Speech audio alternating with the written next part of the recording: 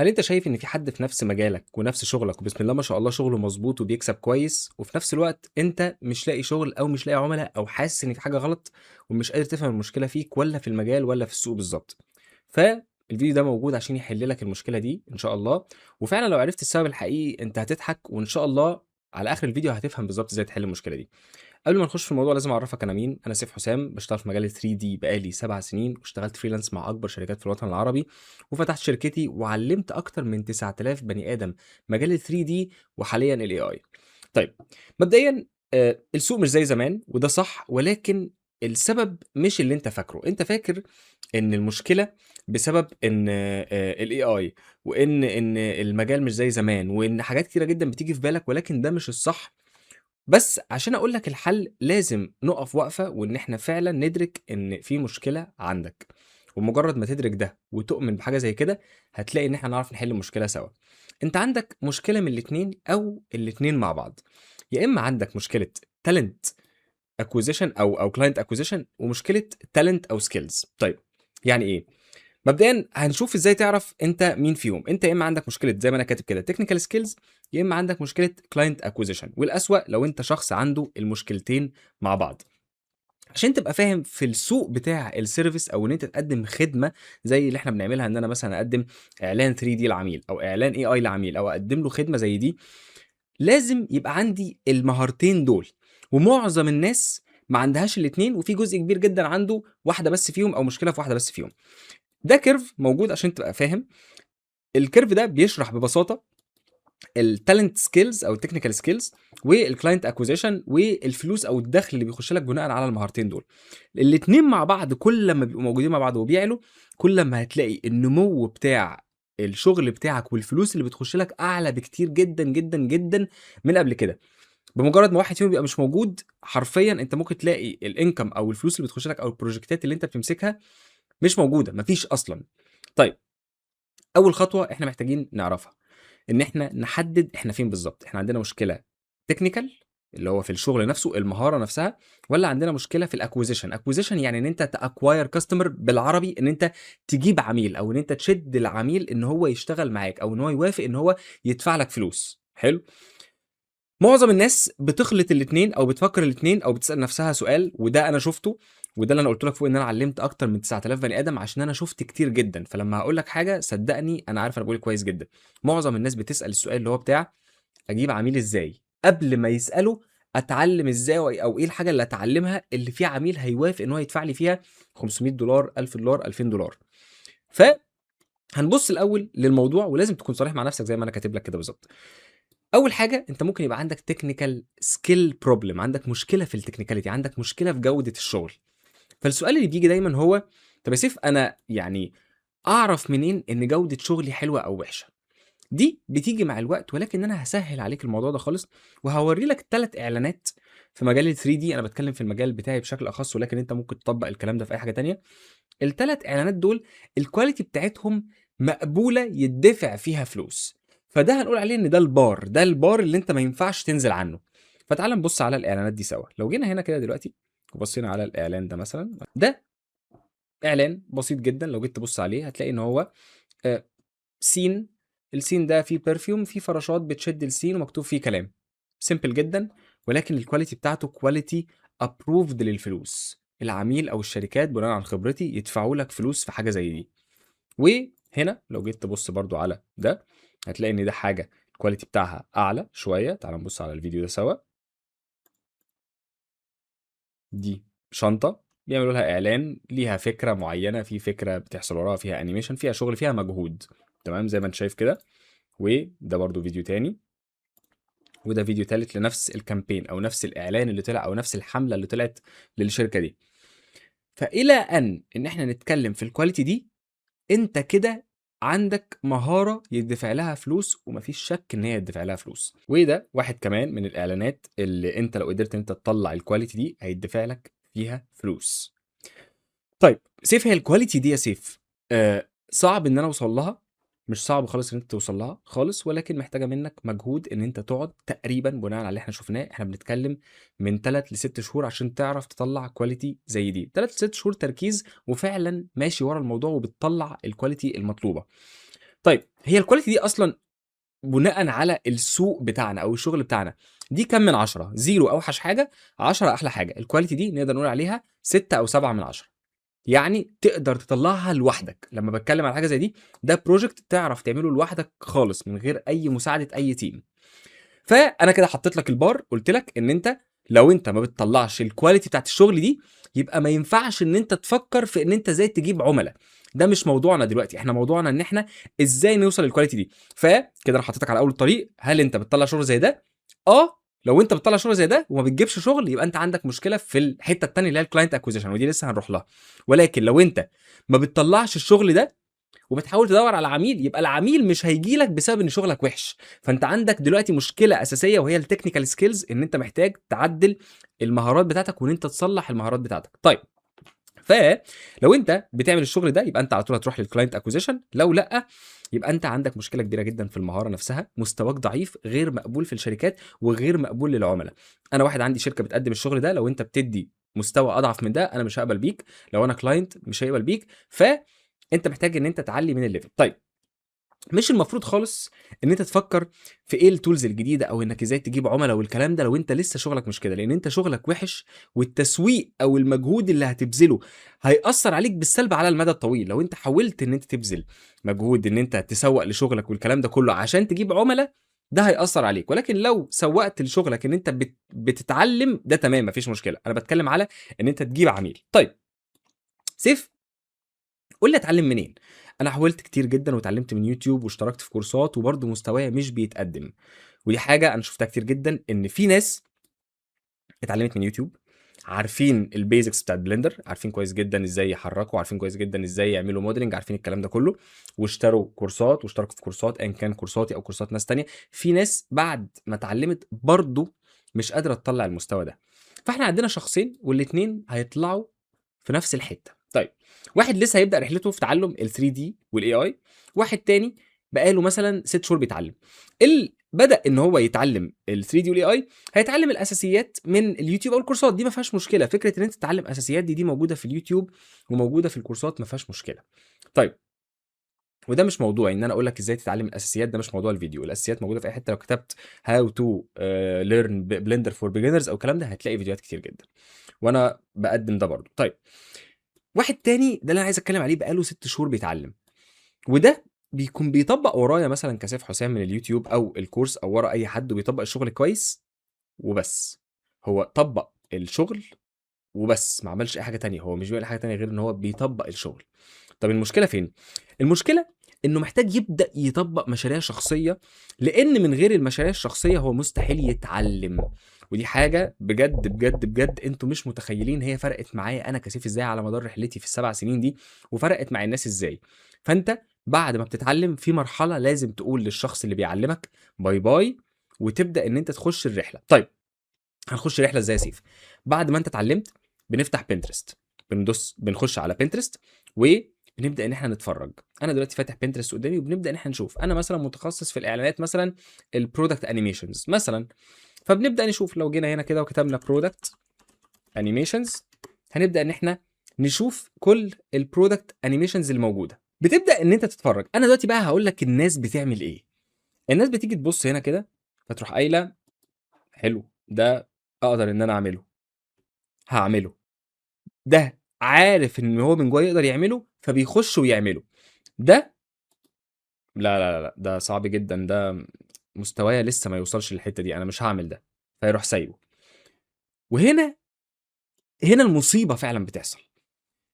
ده اللي أنا قُلته، إن أنت هتلاقي حاجات في Pinterest أنت واثق من نَفْسك إنّك هتقدر تعملها، وحاجات أنت واثق إنّك لو حاولت تعملها أنت هتفشل فيها لإنّها أعلى من مستواك وصعبة. عارف المفروض تعمل إيه؟ عارف المفروض تعمل أنهي مشروع فيهم؟ بالضبط، اللي أنت واثق إنك هتفشل فيه، ده اللي هيعلّمك وده اللي هيخلّيك تقدر تجيب عُملا. يعني المشروع ده لو أنت داخل على Pinterest وعارف إن أنت ده هتقدر تعمله، صدّقني ما تقرّبش من المشروع ده، ده مش اللي أنت محتاجه، ده مش اللي هيودّيك في الnext level أو ده مش اللي هيطلّعك للحتّة اللي أنت محتاجها. أنت محتاج تجرّب إحساس إن أنت فشلت في حاجة ومش عارف تعملها وبتعافر عشان تعرف تعملها، وده إحساس صعب جدًا ومش كل الناس بتقبل بيه، وده اللي بيفرق واحد ناجح عن واحد فاشل. وبجد الكلام ده طالع من قلبي، لان انا عارف ان هي دي الحته اللي انت محتاجها. انا عارف ان انت مش عارف ازاي تعمل موديل للشنطه دي، مش عارف تعمل ازاي موديل لده، الانيميشن ده نفسه انت مش عارف ازاي تعمله، انت ما جربتش قبل كده تعمل موديل اللي هو الفك ده. كل الحاجات دي انت مش عارف، وهي دي الرحله اللي انت هتخش فيها، ان انت هتشوف ازاي تعمله، وهتتعلم حاجات جديده، وهتبدا تسيرش على اليوتيوب، وهتبدا تسال الاي اي، وهتبدا تخش في كل الحاجات دي. وهنا نيجي لحته مهمه جدا، وهي ان انا دلوقتي بصيت على الاثنين دول، ده بالنسبه لي سهل جدا، وده بالنسبه لي حاجه جديده انا ما اعرفهاش، ما عملتهاش قبل كده، تجربه جديده انا ما عملتهاش، وعارف ان هي صعبه، فده انا هبعد خالص عنه ومش محتاجه، وده اللي انا عايز اعمله. طيب ده اللي انت خايف منه ومش عارف تعمله. طيب يا سيف، انا بشوف الحاجات دي وببقى مش عارف ابدا منين او ازاي، مع اني فاهم موديلنج وانيميشن ولايتنج. انا فاهم ازاي اعمل موديل، فاهم ازاي اعمل انيميشن، فاهم ازاي اعمل لايتنج، زي ما احنا قلنا انا عارف البيزكس والاساسيات، ولكن انا مش عارف ابدا ازاي. هي دي الحته اللي معظم الناس بتعطل فيها. ناس كتيره جدا، لو في مثلا، تعالوا نرمي رقم مثلا، مليون شخص دخل، منهم 700 800 الف بني ادم عطلانين في الحته دي. طيب هنا بنليفرج الاي اي. ليفرج يعني بنستغل وجود الاي اي. طبعا احنا في فيديو تاني هنتكلم على الاي اي والحاجات اللي احنا نقدر نعملها بالاي اي، ولكن واحده من اكتر الحاجات اللي انا دلوقتي ما بقتش اعرف اخش في اي بروجكت 3 دي غير لما اعملها، هو ان انا بقدر ان انا ادي الاي اي صوره البروجكت اللي انا عايز اعمله، وابدا اخليه يساعدني في ايه؟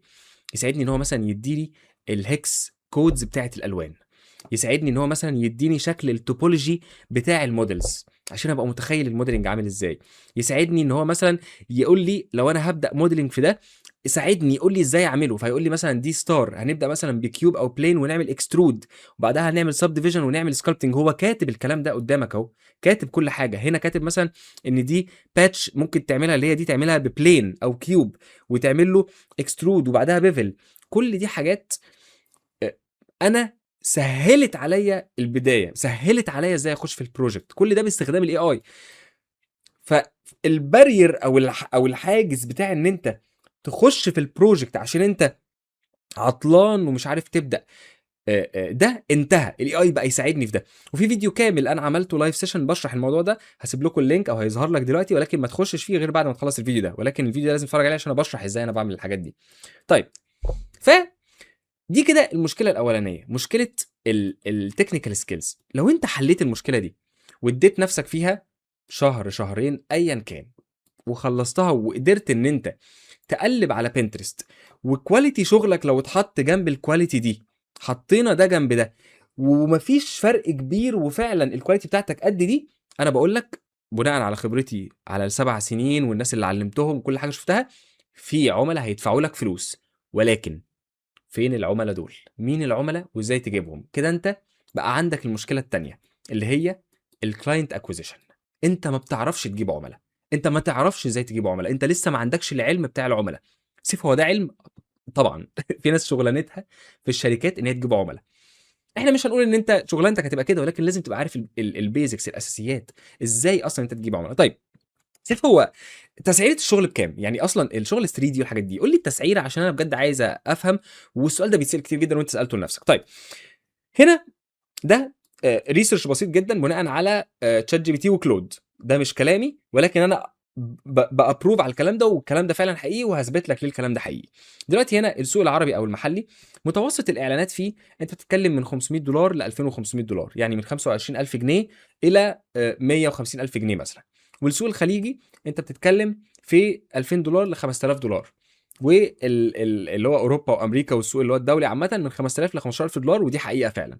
طيب هنا دي مقارنه بين الحاجات دي كلها، ولكن احنا خلينا نتكلم، لو انت واحد لسه في اول رحلتك، احنا بنتكلم في $500، احنا عايزين نوصل $500، عايزين نوصل $1000، عايزين نوصل للحته دي، ده الحلم بتاعنا. ف هنا نبدا بقى ان احنا نشوف ازاي ان احنا نجيب عملاء. طب سيف، هو الارقام دي ازاي حقيقيه؟ هقول لك هي حقيقيه لان انا جربتها، انا شفتها، دي رحله طويله جدا ليا، انا شفتها من اول $5 لحد اعلى حاجه. ولكن هنا دول ناس اتعلموا معايا، وكل دي ناس الحمد لله. ده واحد دخل $2000 اهو، وده واحد تاني بيتكلم هنا، اقروا السكرين شوتس دي وقفوها لان هي كويسه جدا، بيقول ان هو برده مدخل $2000، وده واحد دخل 12000 جنيه، اللي هو تقريبا بنتكلم في اقل من $500 شويه، وده واحد تاني مدخل $400، يعني بنتكلم في رينج اللي هو القريب من $500. فدي ناس دخلت واتعلمت 3 دي وطلعت الشغل ده، فخلاص بناء على سكرين شوتس بتاعتهم، وفي طبعا يعني يعني الافات السكرين شوتس تانية، ولكن انا ظهرت لك 4 وبناء على خبرتي وبناء على التحليل اللي طلع ده، فالارقام دي ابروفد خلاص. احنا مش بنتكلم في حاجه حلم او الحاجات دي كلها، لا دي حاجات حقيقيه ولازم انت تصدق ان هي موجوده. طيب هل انت وصلت للارقام دي ولا لا؟ لو انت اوريدي بتدخل الارقام دي وبتتفرج على الفيديو ده، فانت كده عندك مشكله تانية خالص. مبدئيا مبروك، انت كده في مرحله اسمها سكيلينج، ودي هنتكلم عليها في فيديو تاني خالص للناس دي، اللي هو ازاي توصل من ال $500 او ال $1000 ل 2000 و3000 و4000 دولار، ودي مشكله تانية خالص، ولكن دي حاجه كويسه ان انت وصلت لهنا. طيب في حاله ان انت لا ما بتعرفش تعمل الرقم ده، او عملت $500 مره ما عرفتش تعملها تاني، جت معاك بالحظ، فانت عندك مشكله كبيره جدا في ان انت تجيب عملاء، عندك مشكله تسويق. طيب هو العملاء بيتجابوا ازاي يا سيف؟ ركز بقى معايا جدا في الفيديو، لان هو الفيديو متقسم جزئين، الجزء اللي احنا اتكلمنا عليه والجزء اللي انا هتكلم عليه دلوقتي. العملاء بيتجابوا ازاي يا سيف؟ العملاء بيتجابوا باربع طرق. اول طريقه هي الاوتريتش، تاني طريقه هي البيد ادز، تالت طريقه هي الريفيرلز، رابع طريقه هي الكرييتنج كونتنت. سيف انا مش فاهم اي حاجه خالص ولا يهمك، انا هشرح لك دلوقتي. طيب مبدئيا هي الطرق دي يا سيف انت اللي مخترعها، انت يعني اللي عامل؟ لا انا مش مخترع اي حاجه خالص. لو انا دخلت هنا على جوجل وقلت له هنا كده can you tell me the ways a man can get clients from، ممكن تقول لي الطرق اللي احنا نجيب بيها عملاء، هتلاقي جوجل بيقول لك outreach دي اللي انا قلتها ودي اسرع طريقه، وعندك content اللي انا قلتها، وعندك referrals اللي انا قلتها، وعندك الفريلانس او الجوب بلاتفورمز دي واحده ثانيه اللي هو يعني اللي هي البيد ادز تقريبا او شبهها او الكلام ده يعني. طيب تعالى نشرح واحده واحده فيهم ونفهم ايه الموضوع ده. الاوتريتش معناها انك تبعت ايميلات ورسائل لشركات وعملاء عشان تشتغل معاهم، تبعت بنفسك، تقعد كل يوم الصبح وتبعت. ودي لعبه كونفرجن. يعني ايه لعبه كونفرجن؟ يعني دي حاجه معروفه، اللي هو لما تبعت ل 100 متوقع ان انت هيرد عليك كذا، هيتقفل ديل مع كذا. لو انت بعت ل 100 ولا واحد فيهم رد عليك ولا واحد فيهم اشتغل معاك، يبقى انت عندك مشكله فين؟ عندك مشكله، ارجع تاني في التكنيكال سكيلز او في الشغل. خد بالك اللعبه كلها هنا في الاثنين دول، لما تعمل واحده وما تنفعش ارجع للثانيه، لما تعمل واحده وما تنفعش ارجع للثانيه، هتلاقي نفسك عمال تلف لحد ما توصل للموضوع ده. جوهر الموضوع. طب سيف هو الكونفرجن ايه؟ يعني ايه الكونفرجن العالمي لحاجه زي كده؟ انا هفضل يعني هصحى كل يوم الصبح هبعت لكام واحد، كام عميل، واتوقع ايه اللي انا ابقى متوقعه. مبدئيا ده الكونفرجن العالمي، دي سكرين شوت للكونفرجن العالمي المعروف وعن تجربه.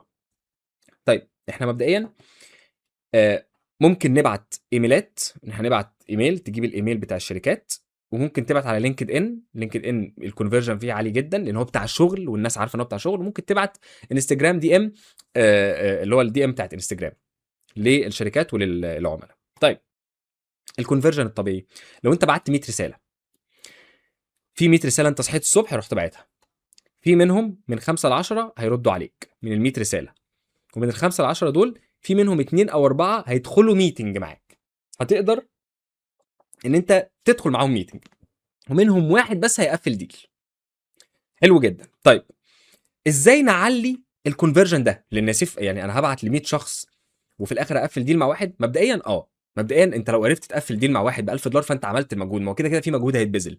طب ليه انا بقول لك ده؟ لان انا متاكد ومتيقن ان اللي بيتفرجوا على الفيديو ده او ولا واحد فيهم بعت 100 رساله لشخص، ولا واحد فيهم جرب الحاجات دي.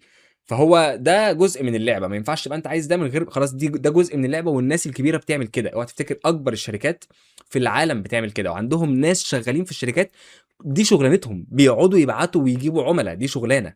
طيب لو انا دلوقتي بعت الدي ام ده للناس وهو مش بيرسونلايزد، يعني مثلا جبت شركات العطور ورحت باعت نفس الدي ام بالظبط لكل شركات العطور، كل الشركات بعت لها نفس الدي ام، فده هتقفل مثلا ديل واحد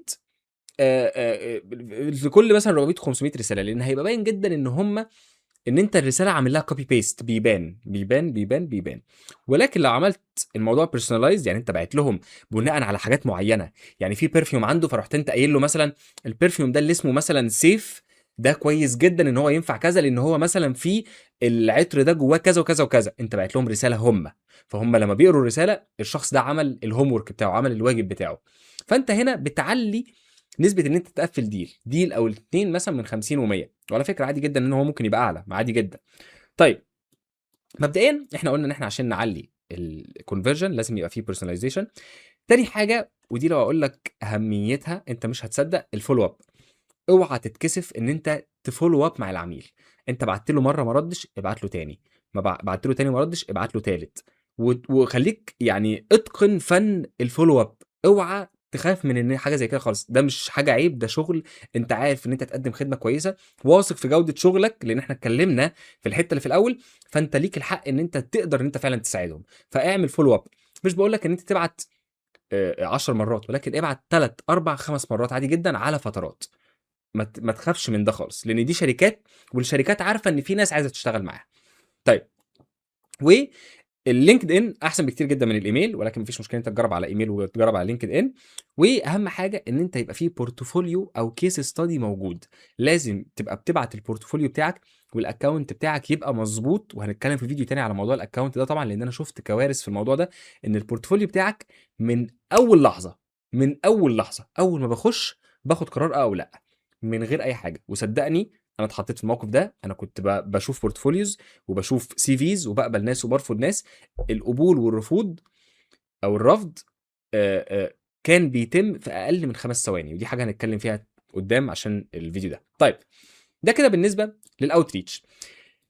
الموضوع ده مشكلته ان هو بياخد منك ان انت كل يوم عارف ان انت هتبقى بتبعت لشركات، ولكن الكونفرجن بتاعه معروف. انت هتبعت ل 100 هيجي لك عميل، هتبعت ل 200 هيجي لك 2، هتبعت ل 300 هيجي لك 3. هي معروفه، واهم حاجه جوده شغلك تبقى كويسه. طيب، تاني واحده وهي البيد ادز، الاعلانات المموله. ان انت تبقى بتقلب في الفيسبوك فتلاقي واحد طلع لك كده في اعلان ممول بيقول لك لو انت عايز تعمل اعلان لكذا كذا كذا. ولكن الحته دي انا مش عايز اكلمك قوي فيها، لان هي حته ليها علاقه بالشركات اكتر وليها فلوس. يعني انت هتدفع فلوس عشان تجيب عميل، واحنا بنتكلم ان انت المفروض ان انت ما عملتش اول يعني فلوس من الشغل ده، فمش هينفع ان انت تدفع. ولكن انا حبيت ان انا اقولها لك ان انت في يوم من الايام تبقى عارف ان دي حاجه الناس بتجيب بيها شغل. طيب، الريفيرلز دي بتيجي من اول شغلانه وتاني شغلانه. بمعنى بعد ما بتشتغل مع العميل لازم تقدم خدمه كويسه جدا، عشان لما يتسال عليك او لما هو يتسال انت زي عملت الاعلان ده، يقول انا عملته من سيف حسام كذا كذا كذا. فدي الريفيلر اللي هو ان الناس ترشحك لبعض. دي ما بتجيش غير بجوده الشغل وبنظافه الشغل وبجوده التعامل بتاعك مع العملاء. فدايما وانت قاعد شغال لو انت جبت ديل، اللعبه ما بدأتش ان انت جبت ديل، ده انت اللعبه هتبدأ بعد ما تقفل الشغلانه معاه وتبقى فعلا بتستحق الفلوس اللي انت خدتها وقدمت خدمه كويسه جدا. فالراجل ده هيبقى مبسوط، مبدئيا هيشتغل معاك تاني، ثانيا هيرشحك لعملاء تانيين. دي مهمه جدا. طيب، رابع واحده والاخيره وهي كرييتنج كونتنت، وانتوا اكيد عارفيني بالحته دي، وهو ان انت تبدا تقدم محتوى على السوشيال ميديا، تبدا تتكلم على الشغل بتاعك على السوشيال ميديا. ودي انا عملتها كتير جدا، ويعني انا واحد من اول الناس اللي عملتها في السوشيال ميديا. انا اول واحد تقريبا يتكلم في موضوع ال3 دي على السوشيال ميديا على تيك توك من 5 سنين. وبعدها الموضوع انتشر الحمد لله، لان الناس بدات تشوف اللي انا بعمله والكلام ده كله. وطلعت ارقام من الموضوع ده كمشاهدات مرعبه. دول فيديوهين بس انت ممكن تبقى عارفهم ليا. لو انت دخلت على الانستجرام بتاعي دلوقتي هتشوفهم، واحد جايب 5 مليون مشاهده على انستجرام بس، والتاني جايب 3 مليون مشاهده. وكنت باتكلم فيهم على شغل وكده. فلك ان تتخيل كميه العملاء اللي كلمونا بسبب الفيديوهين دول. فلازم ان انت تبقى بتعمل محتوى، بتتكلم على شغلك، بتتكلم على رحلتك. فلما هتبقى بتعمل محتوى وفي نفس الوقت كل يوم الصبح بتصحى تبعت ل 50 100 عميل، وما تستغربش الرقم 50 و100 عميل، هتقعد في اليوم مثلا ساعتين، ولكن ساعتين هتقدر انك على اخر الشهر تشكر نفسك وتشكرني ان شاء الله، وتحمد ربنا على ان انت بذلت المجهود ده، لان هي هتيجي بالمجهود. هتقدر ان انت بالاثنين دول تجيب عملاء ان شاء الله 100%. طيب، طبعا المحتوى ده او ان انت تعمل محتوى ده علم كبير جدا، ومع الوقت بتتحسن فيه ان انت تتقن ازاي ان انت تعرض شغلك وان انت طريقتك تبقى كويسه. ودي حاجه ممكن نبقى نتكلم عليها فيديو قدام. لو انتم مهتمين اكتبوا لي طبعا تحت في الكومنتات. ولو انت مستفاد لحد دلوقتي معايا لو سمحت اعمل لايك وسبسكرايب، ده بيفرق جدا جدا معايا في اليوتيوب عشان اقدر اقدم محتوى اكتر ليكم ان شاء الله. لو انت استفدت قول لي، دي بتفرق معايا. طيب، في ناس كتير جدا عندها سؤال بعد ما شافت الفيديو ده. سيف انا عندي سؤال، ما انا ما كنتش بعمل الحاجات دي خالص السنه اللي فاتت واللي قبلها، وكنت بدخل شغل كتير والموضوع فجاه وقف، صح؟ في منكم اكيد حس بده. في منكم ناس لسه ما دخلتش شغل خالص، ولكن في ناس بتتفرج على الفيديو ده ما كانتش بتعمل كده وكان بيجي لها شغل. ايه اللي حصل؟ طيب، لازم تفهم كويس جدا ان في اوقات حظنا بيبقى حلو. بمعنى السنه اللي فاتت واللي قبلها كان في ترند كبير جدا بتاع الفي اف اكس، واكيد كلكم عارفينه. لو انت واحد في ال 3 دي اكيد اكيد اكيد انت شفت الموضوع ده. اي شركه حرفيا في العالم، بمعنى كلمه العالم، اي شركه في العالم من اصغر شركه لاكبر شركه، كان في ترند بتاع الفي اف اكس، اللي هو بتاع المنطاد اللي بيطير والبانر اللي بينزل في الشارع ومش عارف ايه. كانوا بيعملوا اعلانات في اف اكس، فالطلب كان كبير جدا جدا جدا جدا. فالموضوع وصل ان كل الناس كانت بتشتغل، والناس كلها اتبسطت، والناس كلها افتكرت ان خلاص احنا كده فاهمين يعني ايه فريلانس. وبمجرد ما وطبعا في ناس عملت فلوس كتيره جدا من الموضوع ده، وفي ناس عملت فلوس كويسه، وافتكروا ان هم هيكملوا. انا كنت بتكلم في الموضوع ده ساعتها وبحاول احذر الناس، لان اول ما اي حاجه بتطلع كده بتنزل كده. بمجرد ما الترند ده خلص، الناس دي قالت خلاص الشغل ده انتهى، ولكن هو ما انتهاش. انت بس كان في موجه كبيره جدا، وعايزك تتخيل الموضوع ده قبل ما اقفل الفيديو. كان في موجه كبيره جدا جايه، والموجه كبيره قوي لدرجه ان انت واقف بعيد ومالكش دعوه بالموجه، بس في طراطيش ميه جت عليك، فانت اتبسطت عشان في ميه جايه عليك. بس اللي شاطر فعلا هو اللي كان قادر ان هو يسيرف الموجه، وفاهم ازاي يعمل سيرفنج للموجه.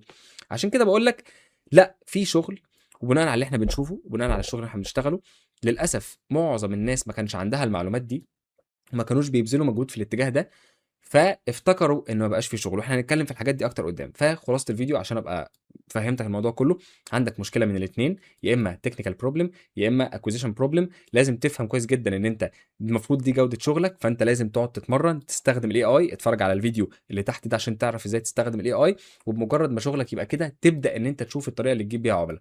اتمنى تبقى اتبسطت معايا في الفيديو ده، واتمنى ان انا ابقى طولت عليك. ولو عندك اي سؤال اكتب لي تحت في الكومنتس، واستناني في الفيديو اللي جاي. سلام.